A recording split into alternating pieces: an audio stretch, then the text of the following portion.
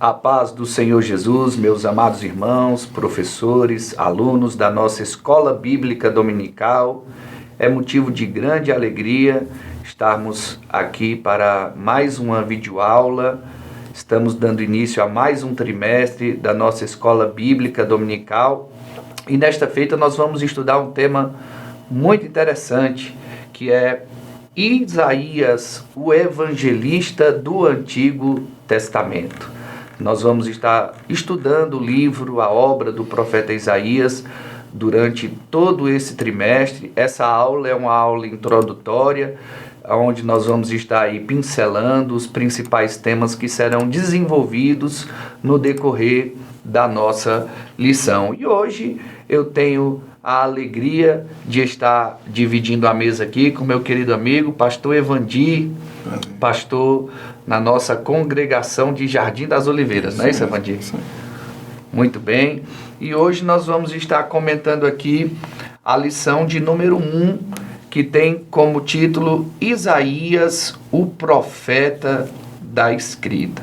Evandir, antes de nós começarmos a falar sobre a pessoa do profeta Isaías, eu acredito que seria interessante a gente comentar um pouquinho sobre o que é ser um profeta e por que essa nomenclatura da escrita.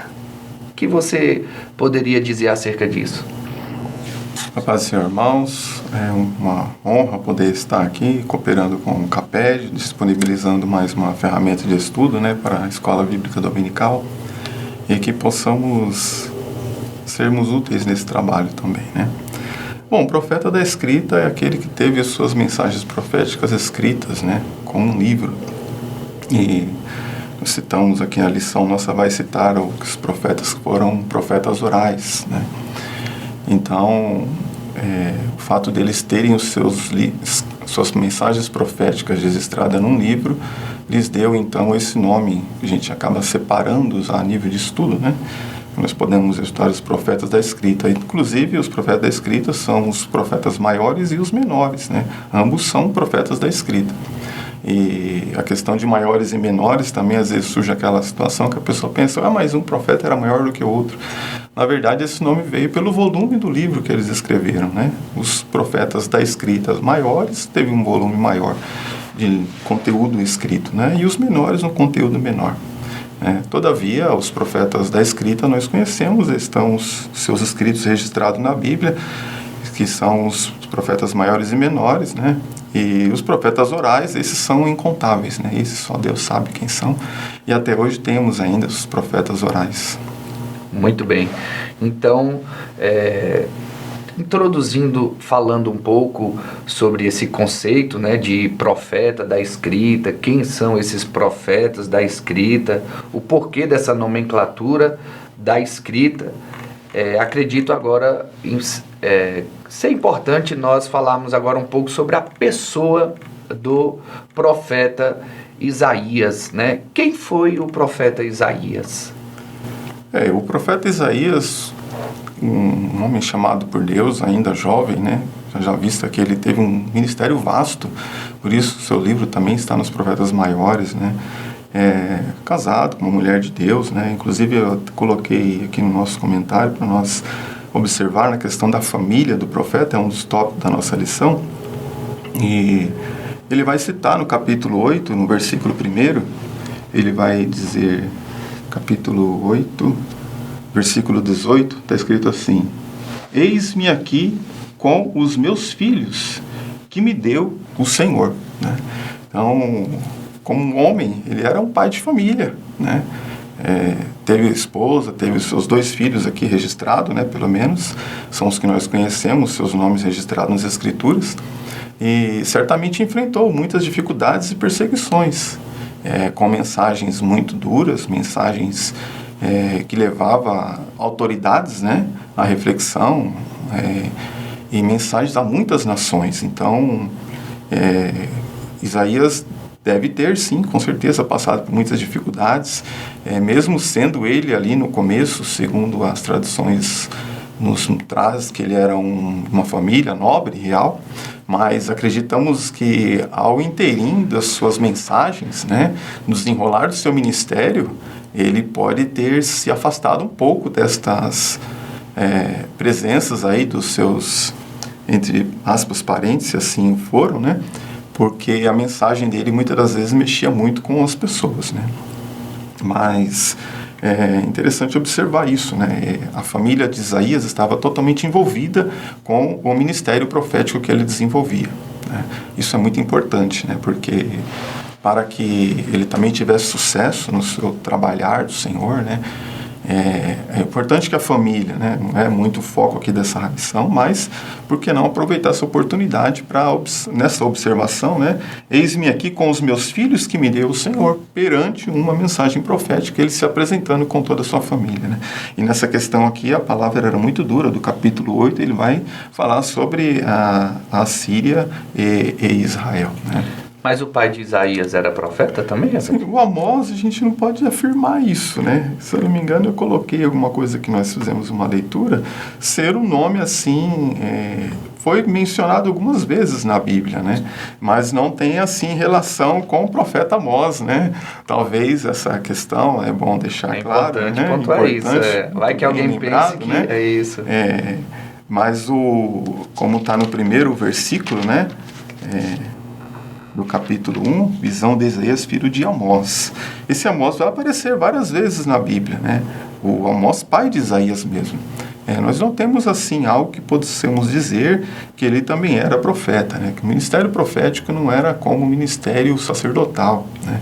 Que passava pela família, né? Então nós temos que o ministério profético, eu vejo que é uma oportunidade em que Deus não faz acepção de pessoas e tem lugar para todos na obra do Senhor para trabalhar, né? Então, independente de genealogia, independente de poder aquisitivo, enquanto Isaías era profeta em Jerusalém, Micaías também era, né? Miqueias também era, né? Então, no mesmo tempo, eles eram profetas e de poderes diferentes, posições diferentes, mas eram profetas, né?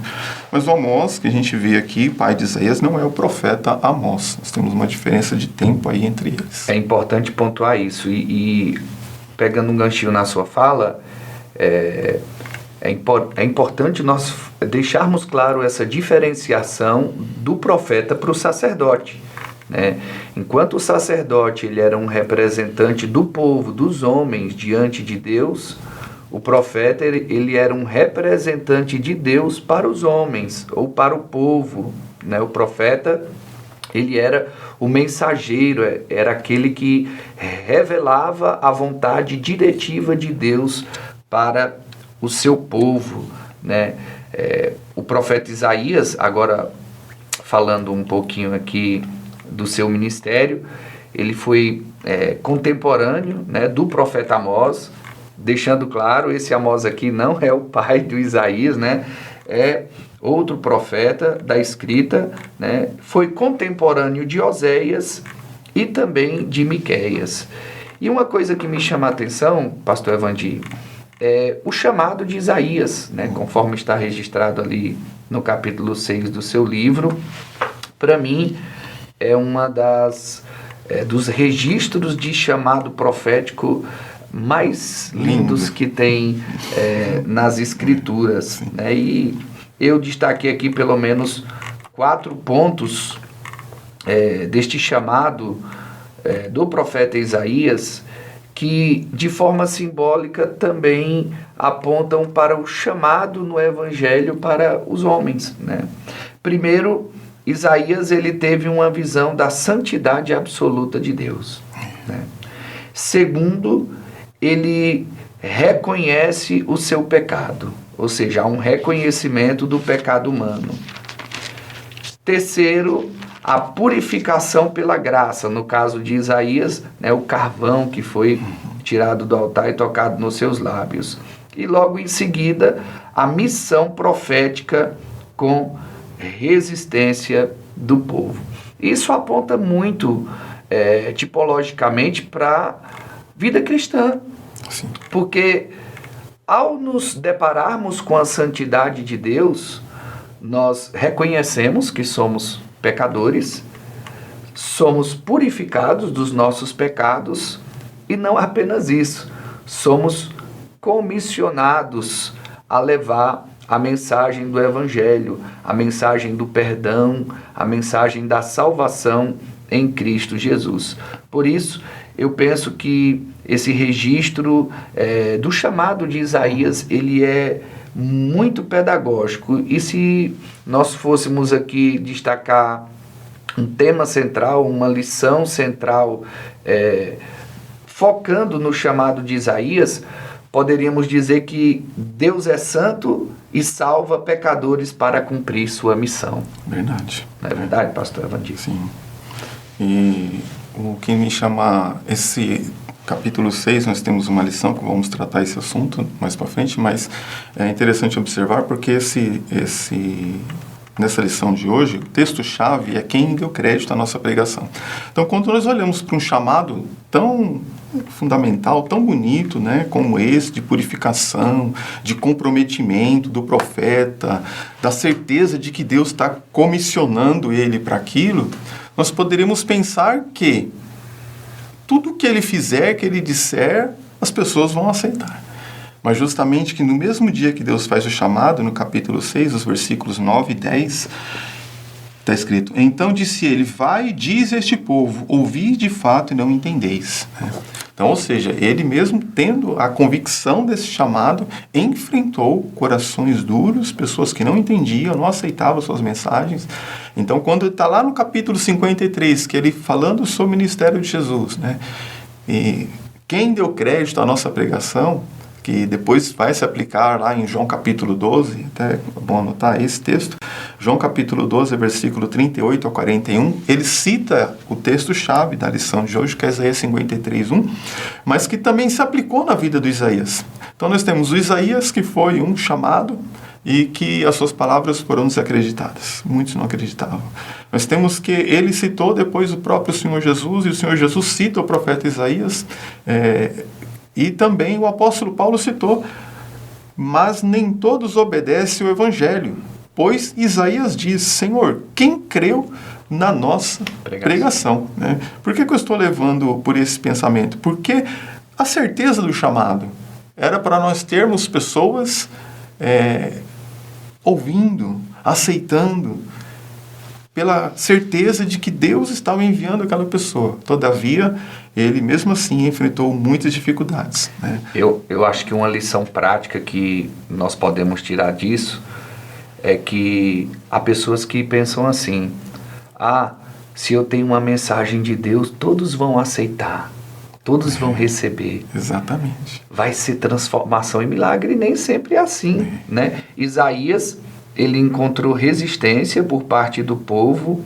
e hoje nós, como igreja, também encontramos resistência de diversas formas nessa missão de pregar o Evangelho, né?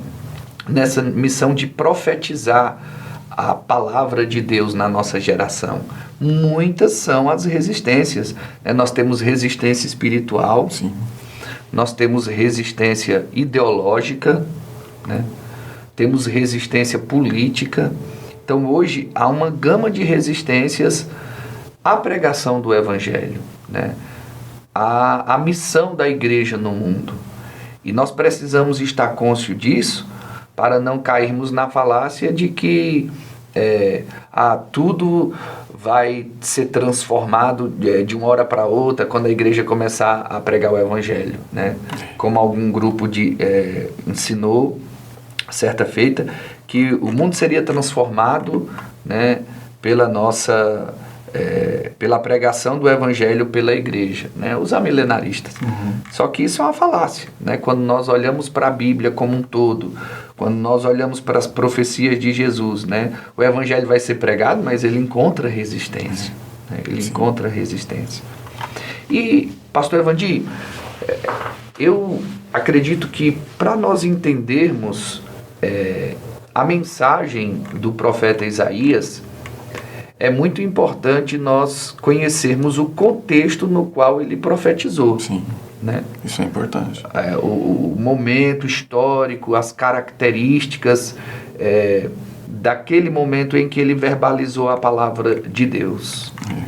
E também essa questão do contexto histórico e político, ele mudou, né? Porque Isaías viveu um período grande de transição de reis e de transição de poderes imperiais, né? Então, parando para analisar, assim, nós temos uma mudança política e já vê que muda tudo. Imagine o período que ele viveu. Ele começa a profetizar um período que a Síria era uma grande potência. Então ele vê uma ascensão do Império Assírio, ameaçando a destruição já de Israel, da Síria, né? E também, logo concluindo não só a ameaça, mas acaba concluindo a destruição de Israel e da Síria, depois vem ameaçar Judá. Então Isaías viveu tudo isso, mas que depois também isso muda, porque se levanta um outro império, a Babilônia. Então toda a mensagem de Isaías tem um contexto histórico muito grande, mas muito importante estar atento a isso, né? As características, por exemplo, a Síria, que era o império que estava se surgindo, extremamente militarista, violento, dominava muito as nações. E os seus reis vinham destruindo a Síria, destruindo Samaria já, com várias ameaças. E Isaías lá em Jerusalém, em Judá. Então ele estava em Judá, ele via a decadência, via o declínio, via o abandono de Deus, e ele falava assim, olha, tá vendo o que está acontecendo com os nossos irmãos, com Israel, que era o outro reino, as outras 10 tribos? É o fim nosso se nós não nos cuidarmos, né? Então, ele que nos servia de exemplo, ele, olha o que está acontecendo lá, é uma coisa que pode acontecer conosco aqui. Então, a mensagem dele ficava em torno de mostrar que eles precisavam mudar a maneira como eles agiam, né? Inclusive, no capítulo de número 7, o capítulo de número 7, né? A profecia contra Israel e a Síria. Nesse momento aqui, eles queriam se levantar contra Judá, né? E aí vem o profeta Isaías com a profecia contra as nações que vinham se levantando contra Judá. Então Deus usou ele aí, como nós colocamos que ele era um profeta, que ele tinha uma visão muito global, né? Não apenas local, mas ele via nações, reinos, governos, impérios. E Deus, através do Espírito Santo, Deus deu para ele uma mensagem que mostrava o destino das pessoas. No decorrer das lições vai ser abordada essa questão, principalmente da segunda parte da profecia de Isaías, quando Isaías, de forma profética, fala como se ele tivesse vivido no exílio, trazendo uma mensagem de esperança. Olha, vocês vão voltar, Deus vai salvar o remanescente, né? Então, realmente, a profecia de Isaías é fantástica, né? Eu fiz aqui um rápido resumo, porque Isaías capítulo 1, verso 1, diz que Isaías, visão de Isaías, filho de Amós, que ele teve a respeito de Judá e Jerusalém, nos dias de Uzias, Jotão, Acás e Ezequias. Então, Isaías, ele profetizou especialmente nos dias desses reis aqui. Então, eu fiz um breve resumo para que você, professor, possa explanar para a sua classe. Claro, você não vai ter tempo hábil para se aprofundar, né, em todos esses reinos, mas é muito importante que pelo menos as principais características sejam destacadas para que os seus alunos possam entender melhor a mensagem do profeta Isaías. O primeiro rei, né, Uzias ou Azarias, foi um tempo de prosperidade e orgulho, né?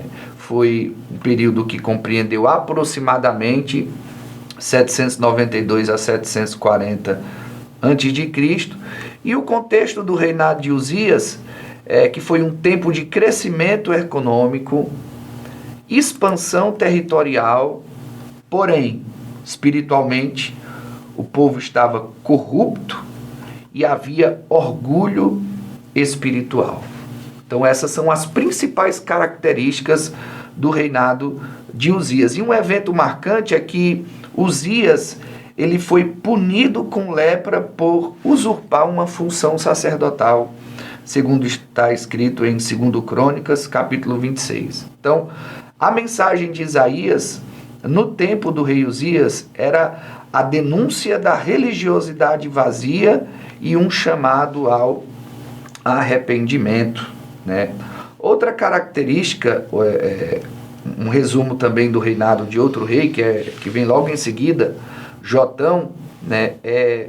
Foi um reino de estabilidade, porém com falhas espirituais. O período de Jotão vai de 750 a 735 a.C., aproximadamente. Nós nunca podemos lidar de forma, como é que eu posso dizer? Me falta agora a palavra aqui. De forma afincar uma data. Datas, quando a gente lida com datas antigas, é sempre aproximadamente, né? Então, o contexto do reinado de Jotão é um governo relativamente justo, porém o povo ele continuava corrompido. E a mensagem de Isaías ele era uma advertência divina, né, ao juízo iminente se não houvesse arrependimento por parte do povo. O outro rei, que é o rei Acaz, o reinado desse rei foi marcado por crise e incredulidade, né? Vai de 735 a 715 a.C., aproximadamente. E o contexto do reinado de Acaz é justamente a ameaça da Síria e de Israel, né? Que é o reino do norte, que é aquilo que nós chamamos de guerra sírio-efraimita, onde Acaz intentou buscar ajuda da Síria, que era a grande potência da época, em vez de Deus, né? E um evento chave aqui é a profecia de Isaías acerca do Emanuel, que aconteceu no tempo deste rei, conforme Isaías 7,14. Então a mensagem de Isaías é a condenação da falta de fé e também a oferta da salvação por parte de Deus. Porém, a rejeição desta mensagem por parte do rei Acaz. O rei que vem em seguida, Ezequias, o tempo do reinado de Ezequias ele é marcado por reforma e fé com limites, podemos assim dizer. Vai de 715 a 686 a.C. E o contexto aqui é que Ezequias ele é um rei piedoso, ele fomenta uma reforma religiosa, porém há uma invasão da Síria através de Senaqueribe. E um evento que marca que o reinado de Ezequias é o livramento milagroso de Jerusalém, né? Temos também a doença e cura de Ezequias e um erro grotesco que ele tomou de mostrar as riquezas da cidade aos emissários babilônicos que vieram, né, se congratular com Ezequias pela sua cura.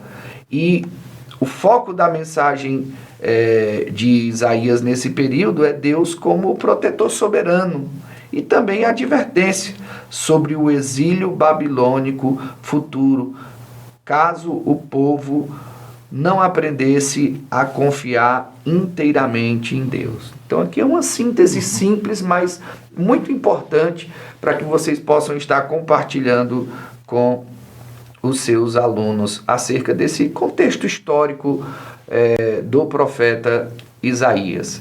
Agora nós já falamos de Isaías, já falamos do chamado de Isaías, já falamos sobre o contexto histórico no qual Isaías profetizou. Agora vamos falar um pouco sobre o livro, né? O livro do profeta Isaías, pastor Evangelho.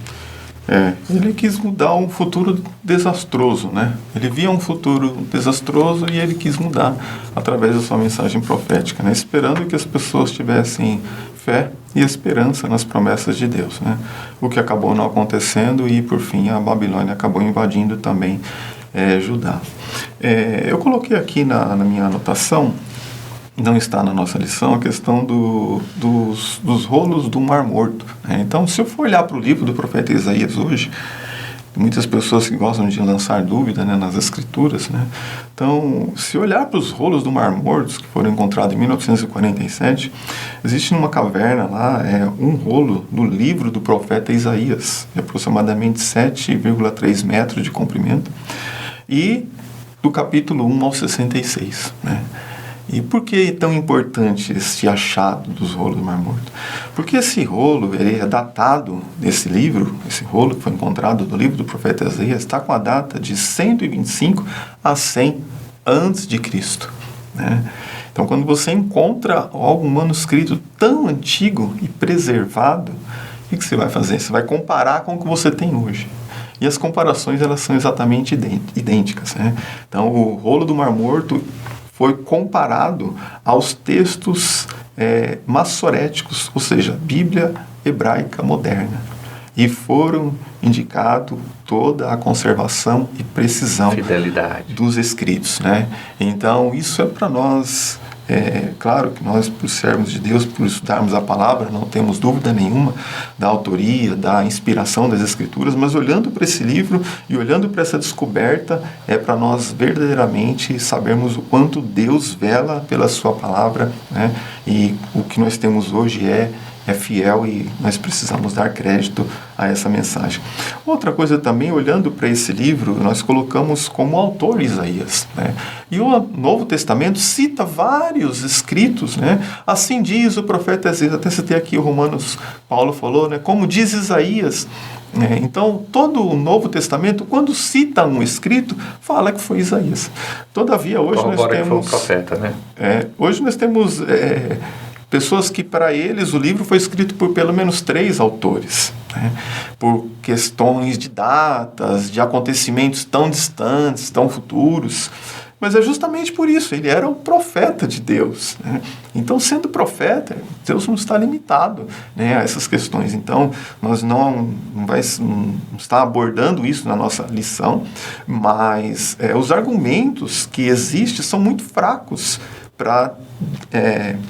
tirar Isaías como autor de todo o livro. Para nós, Isaías é o autor de todo o livro e não abriríamos espaço para discussão em uma escola bíblica dominical. Todavia, é bom saber que existe aí as pessoas os teólogos modernos aí, que seguem algumas coisas, acham que Isaías foi escrito por 3 autores. É importante a sua fala, pastor Evandir, porque o grupo que defende essa posição de que Isaías foi escrito por 3, existem alguns estudiosos que dizem até mais, né? Que afirmam que o livro de Isaías é uma coxa de retalho, uma obra de muitos escritores que viveram, né, em diversas épocas. E esses teólogos que afirmam isso são aquilo que na teologia a gente chama de teólogos liberais, né?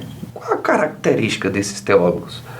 A característica desses teólogos é que eles constroem teologia não a partir da Bíblia em si, como palavra de Deus, mas eles constroem teologia a partir de pressupostos filosóficos, dentre os quais, né, o naturalismo, o materialismo, ou seja, conceitos que descartam o sobrenatural. Então, quando eles se deparam com a profecia de Isaías, especialmente a segunda parte do livro, né, a partir do capítulo 40, eles não têm como aceitar, já que eles não aceitam o sobrenatural, eles não têm como aceitar que aquilo foi escrito pelo profeta Isaías. Porque é como se quem estivesse escrevendo ali estivesse no exílio, falando com o povo que estava no exílio, dando a eles esperança de que eles retornariam. Então eles inventam essa coisa, foi vários autores. Por quê? Porque eles querem tirar o sobrenatural da Bíblia. Verdade. E é impossível você tirar o sobrenatural da Bíblia, porque o Deus que inspirou os escritores bíblicos, ele é um Deus que age no sobrenatural. Né? Ele não se limita, né, às leis humanas, às leis da física. Ele é um Deus que age e faz da forma que ele quer, e ele é poderoso para revelar o futuro aos seus profetas, como ele fez com Isaías, né? Por isso, muitos desses estudiosos afirmam que não foi o profeta que escreveu o livro todo. Sim, foi o profeta, porque as evidências internas, as várias citações de Isaías no próprio Novo Testamento corroboram, né, esse conceito de que o livro do profeta Isaías como um todo, ele foi sim escrito pelo profeta Isaías. Sim, muito bem. Podemos seguir aqui para o próximo ponto na nossa lição. Tem um tema chamado o Pai, o Filho e o Espírito Santo no livro, né? É interessante que isso nós fazemos essa divisão de uma forma didática para podermos estudar, né? É interessante que Isaías, ele é um dos poucos escritores do Antigo Testamento que vai chamar Deus de Pai, né? É uma época em que eles não tinham essa proximidade, né? Então Isaías, ele faz em alguns textos, né?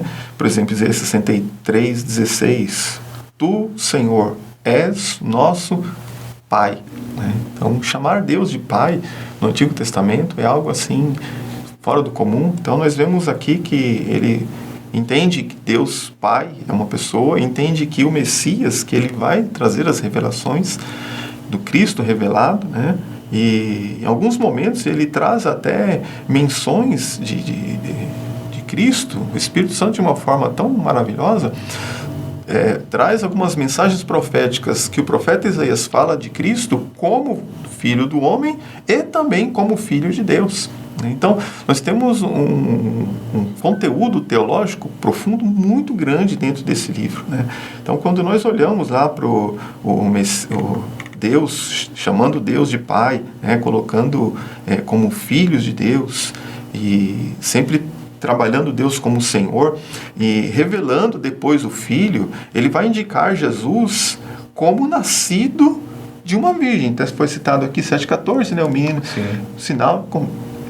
Então, o Emanuel é o Deus conosco. Então, o que é o Deus conosco? Né? É Deus que seria o Senhor, que está nos céus, mas que está presente conosco. Então ele vai fazer uma junção de algo que no Antigo Testamento tem muito pouco sobre isso, mas é Deus já lançando luz sobre o que viria ser revelado depois, mais para frente no Novo Testamento. Então a forma como ele coloca o Messias, em alguns textos como Senhor e Rei, em alguns lugares como servo e sofredor, né? Então ele faz essa explanação. O livro acaba sendo um conteúdo muito grande, profundo, né? E muito bom de ser estudado isso. Eu peguei 2 textos aqui, por exemplo, Isaías 4:2. Naquele dia o renovo do Senhor. Renovo aqui é árvore genealógica, familiar. Então, ele apresenta Jesus como renovo do Senhor, como descendência de Deus, descendência do Senhor. E também, Isaías 11:1, ele diz assim, porque brotará um rebento do trono de Jessé. Então, ao mesmo tempo que ele apresenta o Messias como descendente de Deus, ele apresenta também como raiz de Davi, né? Então, ele apresenta Jesus aí nessa dupla linhagem, né? Tanto como filho de Deus, como filho do homem também, né? Algo que vai ser desenvolvido no Novo Testamento e pela teologia cristã mais tarde. Talvez hoje nós tendo o Novo Testamento em mãos, nós achamos que está muito claro aqui, mas imagine isso sendo dito 700 anos atrás. Aí quando eu me olho para essas coisas na Bíblia, eu falo, Deus é tremendo, é muito grande. E é importante destacar que a teologia do livro de Isaías, ela é muito rica, né? Sim. Por exemplo, talvez seja o profeta que mais destaca esse aspecto trinitário de Deus, né? Falando do Pai. Há quem pense que esse conceito de Pai é apenas neotestamentário, não, né? O Deus do Antigo Testamento, ele já se fala dele como Pai, né? Já se destaca também essa essência do Filho, né? E o profeta Isaías também fala muito sobre, né, o Espírito Santo de Deus. Então a teologia do livro de Isaías é uma teologia muito profunda, né? Eu até destaquei outros temas aqui da teologia do livro do profeta Isaías. Isaías fala muito sobre a santidade de Deus, né? Deus é absolutamente santo, Isaías 6:3, né? Deus é separado do pecado e sua santidade exige justiça. Outro conceito que Isaías destaca bastante é a questão do juízo e justiça, né? Deus julga o pecado moral, a idolatria, a injustiça social, e esse julgamento não é apenas punição, mas é purificação. Sim. Né? Porque Deus ele não tem prazer em apenas repreender para a destruição, não, ele repreende para a correção, para a purificação. Né? Outro conceito que nós vemos também no livro do profeta Isaías é a questão da graça e salvação. Né? Apesar do juízo, Deus ele oferece redenção. Né? E essa salvação ofertada por Deus ao seu povo no contexto do livro de Isaías é uma salvação que não é baseada em mérito humano. Inclusive, o tema-chave aqui é o Senhor salva. Né? Não por méritos humanos, mas por sua fidelidade à aliança feita com Abraão e confirmada posteriormente nas outras alianças bíblicas. Outro tema é a questão do Messias, né? Tanto é que Isaías é conhecido como o profeta messiânico. Talvez o profeta que mais falou do Messias. Eu, inclusive, destaquei alguns aspectos importantes aqui dessa teologia do Messias em Isaías, algumas profecias importantes. Isaías ele destaca o nascimento virginal, Isaías 7,14, o rei davídico, Isaías 9, 6-7, como você destacou, o renovo de Jessé, né? Isaías 11, o servo sofredor, Isaías 52 e capítulo 53, e destacando esse conceito do servo sofredor, que foi trabalhado por Isaías, esse servo sofredor ele é aquele que sofre pelos pecados do povo, né, em substituição vicária e para justificação dos pecados, ou seja, temas que vão ser desenvolvidos mais tarde no Novo Testamento e na teologia cristã. Outro aspecto importante que nós percebemos na profecia de Isaías é a mensagem em cunho universal, ou seja, Deus ele não é apenas o Deus de Israel, mas de todas, ele afirma que todas as nações serão alcançadas, ou seja, Isaías 49:6, luz para os gentios. Outro tema também importante na teologia de Isaías é a questão do remanescente, né? Que são aqueles que são fiéis. O verdadeiro Israel são aqueles que permanecem fiéis à aliança. Isaías ele destaca que Deus preserva um grupo fiel. E Isaías também fala de escatologia. Sim. A escatologia de Isaías é fantástica. Né? Ele fala sobre o novo céu e a nova terra. Isaías capítulo 65 e 66, ele fala sobre o reino de paz, ele fala sobre a justiça que esse rei vai implementar nesse reino de paz. Então, o livro do profeta Isaías é um livro maravilhoso. Eu tenho certeza que os nossos alunos eles vão ficar encantados, né, com a riqueza espiritual, profética, teológica do livro do profeta Isaías. E essa riqueza, pastor Adailton, estava disponível a todos os cristãos da igreja primitiva que não dispunham do Novo Testamento, assim como nós temos, mas que nas sinagogas eles tinham o livro do profeta Isaías. Então, com a luz do Espírito Santo na vida deles, eles poderiam facilmente descrever sobre Cristo, falar sobre Jesus. Né? Então, se nós observarmos aqui, por exemplo, o próprio Senhor Jesus, quando ele entra numa sinagoga, ele lê o quê? Ele lê o livro do profeta Isaías. Então ali existia vários livros para serem lidos, mas justamente o livro do profeta Isaías falava sobre ele. Quando nós temos os discípulos voltando lá no caminho de Emaús, na ida com Jesus, a Bíblia diz que Jesus, começando na lei e nos profetas, falava o que de Jesus se achava nas Escrituras. Então, depois também tem lá o outro que estava naquela carruagem lá em Atos capítulo 7, né, em Estevão, né, que se para junto do etíope, e ele estava lendo o profeta Isaías.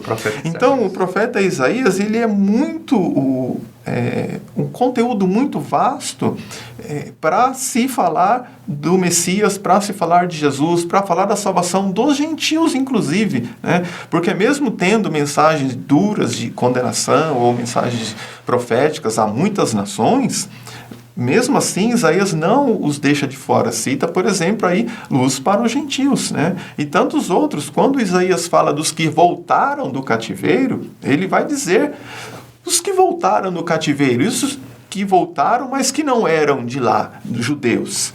Eles não eram para serem excluídos, desde que eles também guardassem as leis do Senhor. Se vocês guardarem o sábado, vocês vão ser incluídos, né? Então, é um livro que tem um conteúdo muito bom. Maravilhoso. Eu diria que, inclusive eu escrevi aqui no texto aqui, né, que o livro de Isaías apresenta uma das visões mais completas da revelação bíblica. Deus é santo e justo, o homem é pecador e incapaz, o juízo é inevitável, a graça é oferecida, o Messias é o centro da salvação, o futuro pertence ao reino de Deus. Que livro maravilhoso! Eu tenho certeza que nós vamos ter um trimestre abençoado em nome do Senhor Jesus. Então, irmãos, como havíamos citado aqui, é no capítulo de número 9, e o versículo de Atos dos Apóstolos, capítulo 9, versículo 29. E disse o Espírito a Felipe, chega-te e ajunta este carro. E correndo Felipe, ouviu que lia o profeta Isaías. E disse, entendes o que lês? Então, o livro do profeta Isaías, presente aqui na igreja primitiva, na pregação do Evangelho, mostrando que Jesus era o Cristo, o Filho de Deus, né? Então, tinha muito conteúdo, né, para ser estudado, ser lido nas sinagogas, né?